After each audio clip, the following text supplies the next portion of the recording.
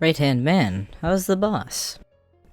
He's resting. After everything that happened, it's about time. I'm surprised he didn't collapse long before. He shrugged, currently checking the coordinates to make sure they didn't drift off their course, setting a new route and turning on the autopilot, so he could take care of other things. He stopped, hearing the loud explosions. One of the Toppats rushing towards him immediately. Where? The cells, answered the other breathlessly, and right-hand man got angry, knowing who was behind this, and having a suspicion who might be with her. Reginald!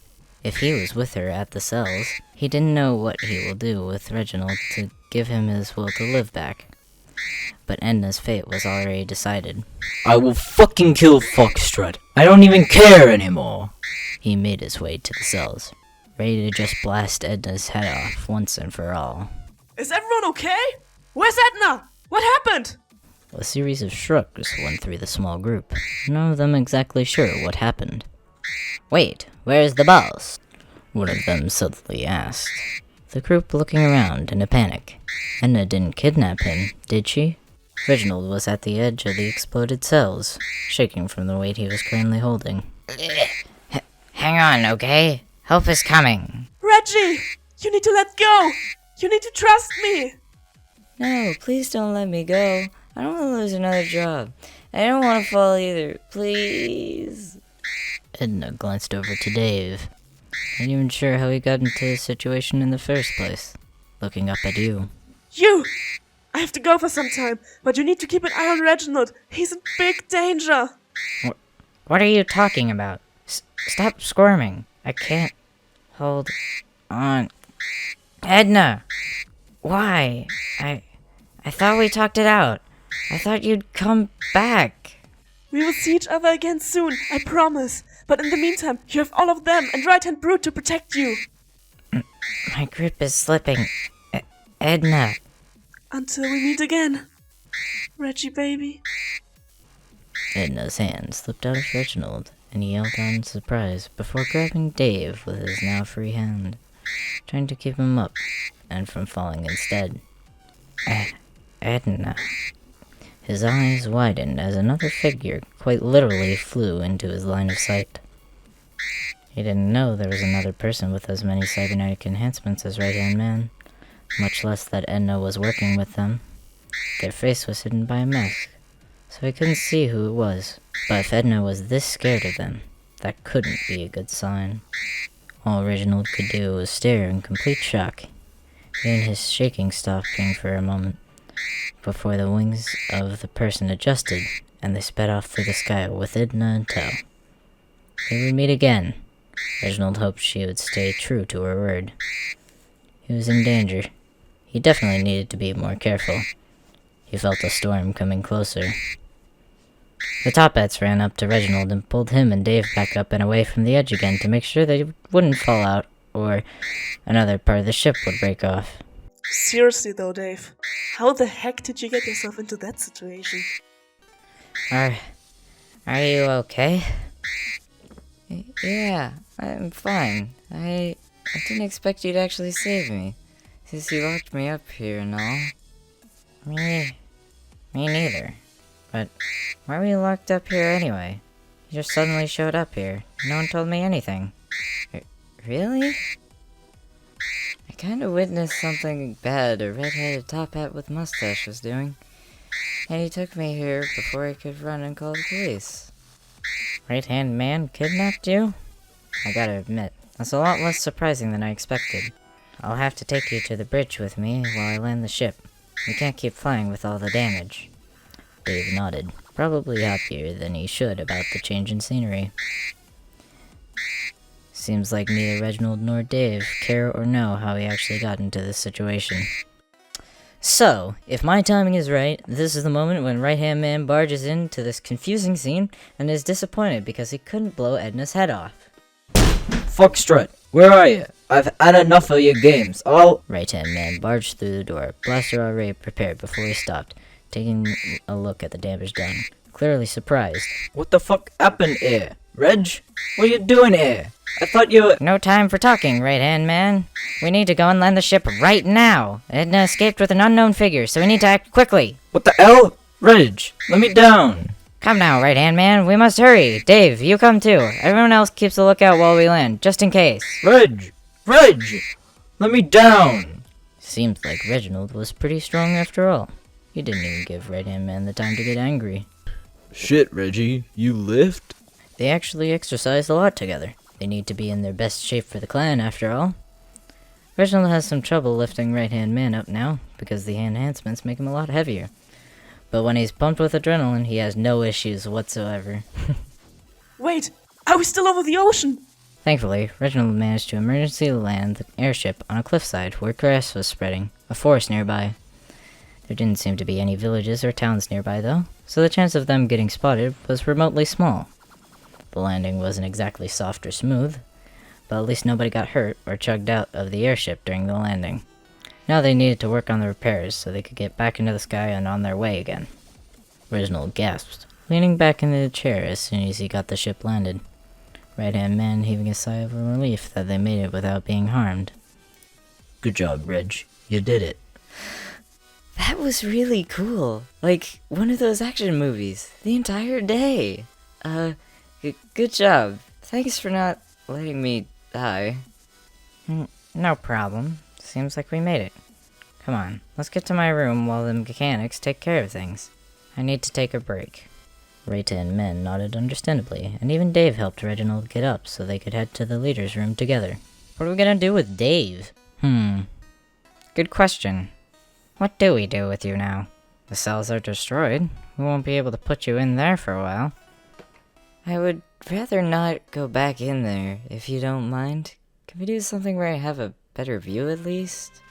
Pretty demanding for a prisoner. You probably want to go home, don't you? Not really. To be honest, I've been here for a while, and I probably got evicted for not paying rent, and I couldn't really send my landlady a letter saying, "Sorry for not paying rent for a while. A criminal organization kidnapped me." Job? I worked at the museum where the Tunisian diamond was stolen from, but I probably got fired now, after not showing up to work for so long. Strange. One would think that people would have been looking for you. No one looked for me? Maybe someone did, but not enough so we heard of it. And we usually get this info. You were a known newspaper or an article on the internet? Really? Nothing? No, Reginald felt a bit bad for the guy. Dave, why didn't you just join the Toppat clan? Another former police officer joined too. Hey, boss, why not give him a trial run? That way, with everything that happened, we could maybe use a few extra hands to fix up the ship. And if he does good, we can make him a full-fledged Toppat maybe. For Dave, couldn't hurt to help him stay around, right boss? Hey, boss, maybe Dave can join the clan. He has nowhere else to go, and we're always looking for new recruits. Okay, listen, this is how we're going to do it. Dave, was it? You sound like you didn't have a lot of luck in life. People weren't nice to you? Do you have trouble finding your place in this world? Well, I have an offer for you. You join the Toppat clan as a recruit. I'd take you under my wing, teach you the necessities, and then assign you a partner in a position in the clan you'll be happy with. Or, you refuse and we'll leave you here. We won't spy on you, we won't assassinate you, and we will forget about whatever you witnessed. You can be a free man and return to those people that didn't care about you in the museum. Reginald's gaze intensified, making sure Dave was aware of the severity of his decision. It'd change his life forever. But the choice is yours, Dave. Only you can decide what is best for you. I just offer you a new path you can go on. You can keep walking the same path too, of course. The choice is yours. Dave was unsure. His moral compass was usually pretty high, but after a long time of being locked up and the realization that no one was looking for him, he felt lost. Where would the harm be if he never returned to his old life again? Reginald said it was his choice.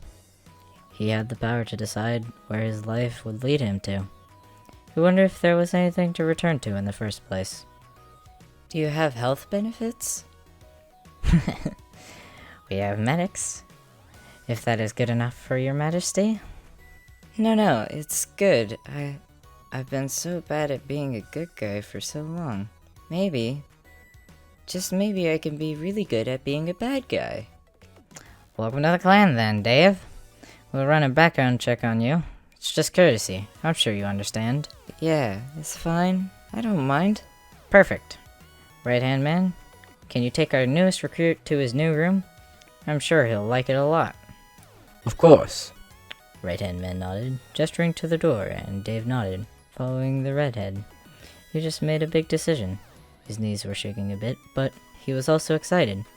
Maybe he would like it here after all. If he didn't have to live in a cell, that is.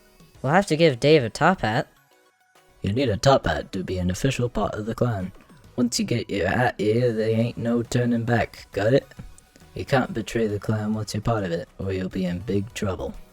Alright, I got it. Which one of these is my hat then? You can choose one. A few years ago, the leader picked a hat for you. But nowadays, the recruits can choose their preferred hat to make sure everyone's happy with theirs. Oh wow. There are so many hats though. How could I possibly choose one? That ain't even all of them. We have more. But do you see one you like? You can't change your mind later on. Oh, really? Okay, let's see then. I feel like a blue top hat would look nice on Dave. Oh, I think this one looks nice. What do you think? It's alright. It would probably look good on you. Don't ask me for fashion advice though. It's almost perfect. Can I customize my hat? Materials for customizations over there. Great, thank you. Dave was very excited about this big change in his life, running over to the table and getting a permanent marker. There we go. Now it's perfect. You're certainly enthusiastic. That's good. You can take that glow thing off too if you want. During heist, it's rather prominent. Now come on, I'll take you to your room.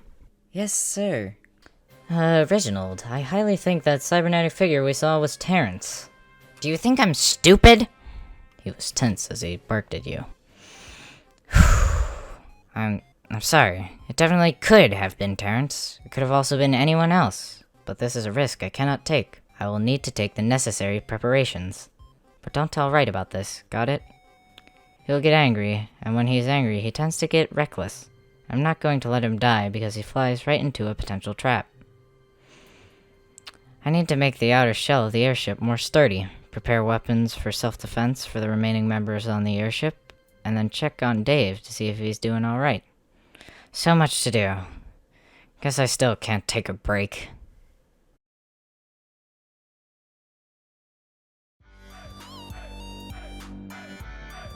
His eyes widened at us, but Edna was that...